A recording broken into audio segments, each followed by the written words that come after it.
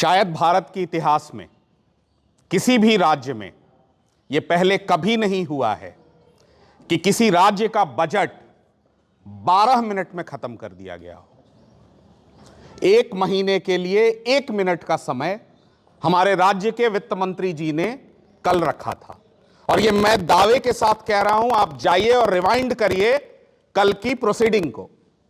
11 minute 43 और 44 second था, तो मैंने राउंड ऑफ करके उसको 12 मिनट कर दिया है। आज से पहले इस राज्य में सुशील मोदी जी हुआ करते थे। 1 घंटे 30 मिनट 1 घंटे 40 मिनट का एज अ वित्त मंत्री उनका बजट का भाषण होता था। बजट का भाषण या बजट का ये डॉक्यूमेंट, इसको अगर साधारणतः अगर हम पढ़ें तब भी 1 घंटे लगेंगे। सदन में अगर पहले से कोई प्रश्न तैयार रखा गया हो और उसका अनुपूरक पूछा जाए तब भी 12 मिनट से ज्यादा लगेगा। बिहार के वित्त मंत्री और बिहार की सरकार दोनों के लिए, बिहार के बजट के लिए उन्होंने 12 मिनट एलोकेट किया है। यह दिखाता है कि आप बिहार को लेकर, बिहार के विकास को लेकर कितने सीरियस हैं, पहली बात। दूसरी बात, जो हमारे माननीय प्रदेश अध्यक्ष जी ने कहा कि कैसे नंबर को फज किया जा रहा है या नंबर से खेला जा रहा है। क्योंकि आप कुछ बोलेंगे नहीं तो आपका रिकॉर्ड पे कुछ आएगा नहीं। बाकी किताब इतना बड़ा वाला वो जो 2-2 झोला पकड़ाया गया है, वो कितने लोग बिहार में पढ़ते हैं। हमको 3-4 पतला पतला पढ़ने में तो पूरा रात बीत गया, हम 2-3 बजे सो पाए हैं। तो आप इसको समझिए, सीधे एकदम नंबर पर आते हैं। यह सबसे पहला मेरा सवाल आपके माध्यम से बिहार की सरकार से है कि क्या बिहार के बजट के लिए 12 मिनट, 1 महीने के लिए 1 मिनट काफी था? यह सवाल यहां के उप मुख्यमंत्री, यहां के वित्त मंत्री, यहां के मुख्यमंत्री को देना चाहिए बिहार की जनता के समक्ष। अब दूसरा नंबर पर आते हैं। यह जो हर वर्ष कहा जाता है कि 12%, 13%, 14% से हम ग्रो कर रहे हैं, तो जीवन भर हमने भी फाइनेंस पढ़ा, नौकरी भी बैंक में ही की है, थोड़ी बहुत नंबर की समझ है। बजट क्या है? हमारे इनकम और एक्सपेंडिचर का पूरा बेरा, कितना हमारा आय है और कितना हमारा व्यय है। अगर आय कम है तो व्यय में लोन जोड़ दो तो वो इक्वल हो जाएगा। कोई एक नंबर जोड़ दो तो दोनों को इक्वेट करना ही है, उसकी मजबूरी है। और डेफिसिट को 3% से नीचे किसी भी प्रकार कर लो। इंपॉर्टेंट ये नहीं है, आप लोग एक नंबर नहीं देख रहे हो। ये है इस साल का बजट और ये है पिछले साल का बजट। इस साल का जो एस्टिमेटेड है, यानी आपने जो अनुमान लगाया है, वो अगले साल एक्चुअल हो जाएगा। यानी पिछले साल जो अनुमान लगाए थे वो इसमें एक्चुअल हो गया है इस साल। उसमें तो आप नहीं झूठ बोलेंगे। यानी 2026-27 में जो नंबर आप अभी मुझे बता रहे हो 25-26 का, वो नंबर एक्चुअल हो गया है। तो सर, आप ही के बात को आगे बढ़ाते हुए अगर 2025-26 के एक्चुअल नंबर को हम लेते हैं तो एक्चुअल रेवेन्यू क्या बताया गया था पिछले साल? 3,17,000 करोड़। एक्चुअल नंबर है 3,29,831 करोड़। ये इन्हीं का है, बिहार सरकार का डेटा है।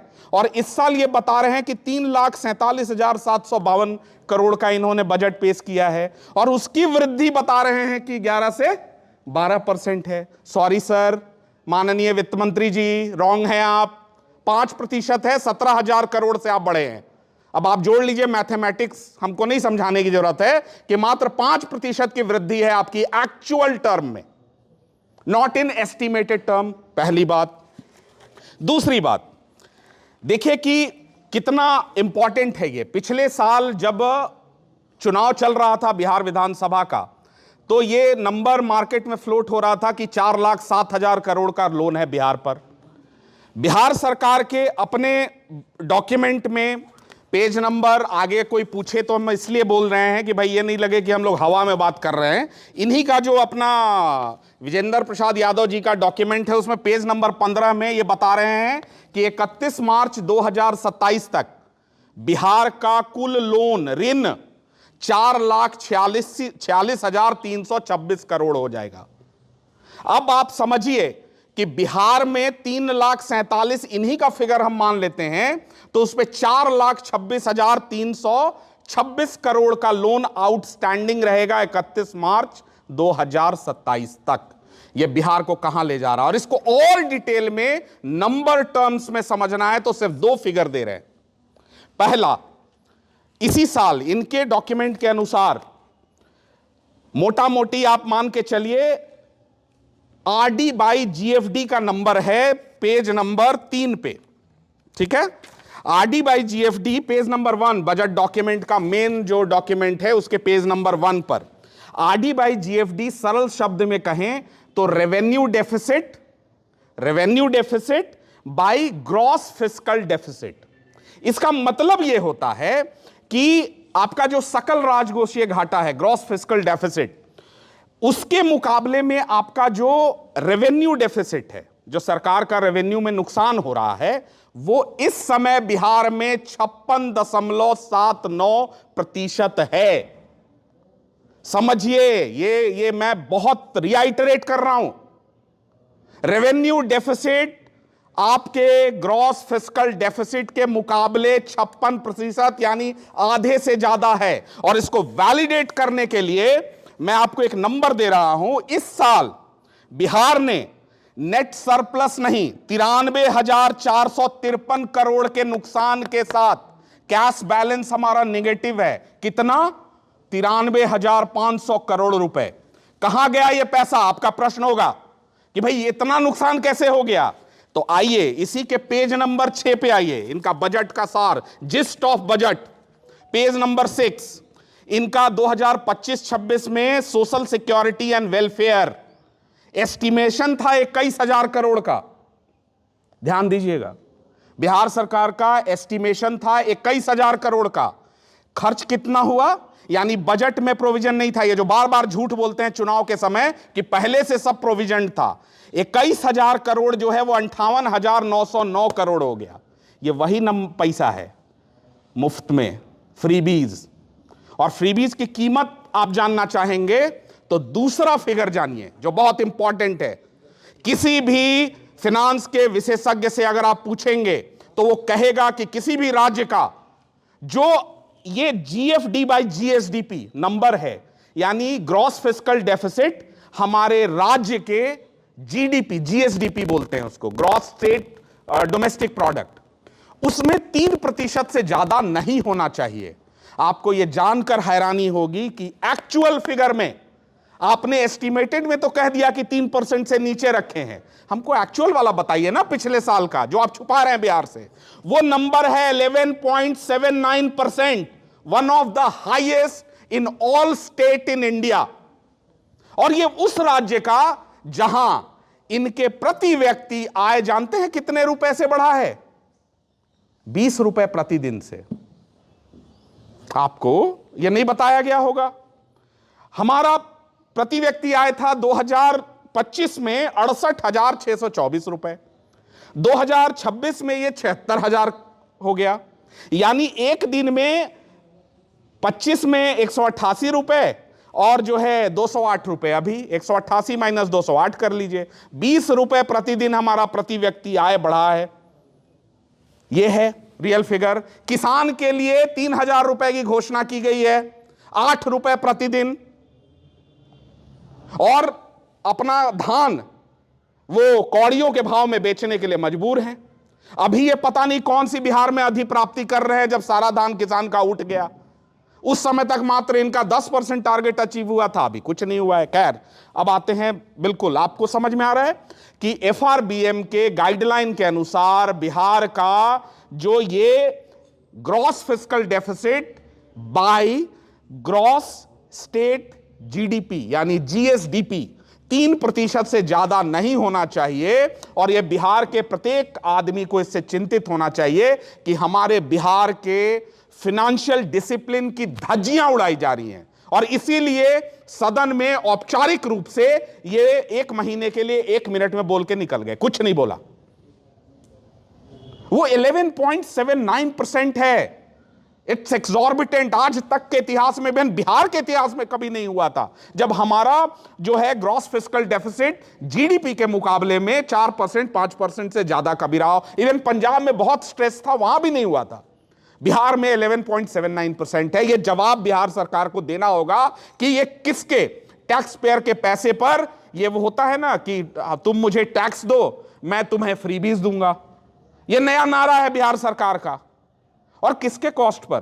कल हमारे किसानों के लिए जो जरूरतें होंगी वो कहां से आएंगी? 40,000 करोड़ रुपए इन्होंने चुनाव में बांट दिया है। और ये नंबर है page number 6, social security and welfare and other. इनका एस्टिमेटेड नंबर था 21,000 करोड़, एक्चुअल में खर्च हुआ 58,909 करोड़ रुपए। यह सवाल पूछा जाना चाहिए या नहीं पूछा जाना चाहिए आपके माध्यम से कि आखिर यह पिछले साल के बजट में प्रोविजन क्यों नहीं किया गया था, और क्यों सरकार लगातार झूठ बोल रही थी कि हमने प्रोवाइड कर रखा है। और प्रोवाइड कर रखा है तो यह लगभग मोटा मोटी आप 38,000 करोड़ से कैसे बढ़ गया यह नंबर? और यही कारण है कि वो 11.79% है। इनका real fiscal deficit is way higher. India में किसी भी स्टेट का इतना ज्यादा फिस्कल डेफिसिट नहीं है। और एफआरबीएम के गाइडलाइन की बिहार की सरकार धज्जियां उड़ा रही है। इसको आपको समझना होगा। अब एकदम छोटा मोटा 2-3 पॉइंट है, चूंकि हम चाहते हैं कि इस पर आपका भी क्वेश्चन आंसर ज्यादा से ज्यादा आए। आपने कहा है कि 1,56,00,000 महिलाओं को 10,000 रुपए हमने दे दिया है, अब उनके रोजगार के सृजन के लिए काम कर रहे हैं। भाई साहब, आप ऑलरेडी एफआरबीएम का 39% का जो कैप है उसमें 37 पर खड़े हो। 8,000 करोड़ का मात्र और लोन ले सकते हैं आप, वरना आरबीआई आपको ऊपर से भेज देगा लव लेटर, आप नहीं ले सकते हैं। तो मुझे यह बताइए कि 4,50,000 करोड़ के लोन पर तो 27 में आप ऑलरेडी खड़े हैं। अब ये महिलाओं को 1.5 करोड़ महिलाओं के लिए अगर मानते हैं उनमें आधे लोगों को भी अगर आप 2 लाख रुपए देते हैं तो उसका कॉस्ट कहां से आएगा? उसकी पूंजी की व्यवस्था की होगी ना आपने। कहां है वो पूंजी? आपने कल ही सदन में खड़े होकर कहा है कि 1 करोड़ रोजगार का हमने तैयार कर लिया है रोड मैप। 1 करोड़ लोग, 20,000 रुपए, 1 साल का कॉस्ट कितना होता है हमको बताने का जरूरत नहीं है। मोटा मोटी 1.5 लाख से 1.25 लाख करोड़। यह पैसा कहां से आएगा? यह बताइए कि 5 साल में आप 1 करोड़ रोजगार देने वाले हैं, इसका मतलब 1 साल में 20 लाख तो देंगे, यानी 1 तिमाही में 5 लाख रोजगार तो देंगे। नवंबर में आपकी सरकार बन गई है, बताइए मार्च तक 5 लाख नौकरियां, उसका रोड मैप क्या है? ज्यादा नहीं पूछ रहा है, जनसुराज ये पूछ रहा है कि आप 1 करोड़ 5 साल में देंगे, 1 साल में 20 लाख नौकरियां, 1 क्वार्टर में 5 लाख। तो मार्च 2026 तक बिहार में 5 लाख नौकरी / रोजगार कौन सी हैं, किस सेक्टर में हैं, कृपया कर आपके माध्यम से हमको बता दें।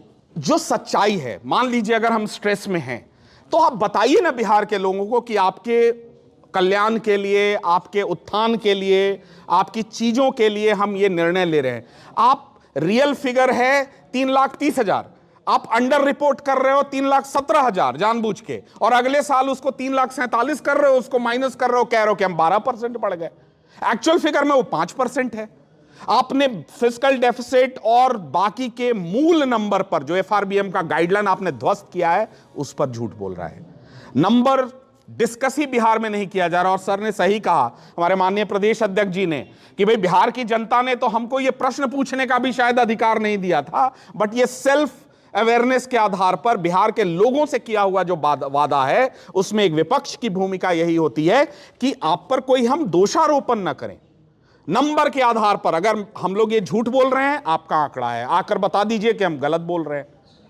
इस आधार पर हम लोग ये प्रश्न पूछ रहे हैं और अभी भी कह रहे हैं कि वो जो 1 करोड़ रोजगार का वादा है उसमें 5 लाख अगले मार्च तक, 10 लाख जून तक, और उसके आगे नवंबर तक कैसे आप 20 लाख लोगों को 1 वर्ष में रोजगार और नौकरियां देंगे?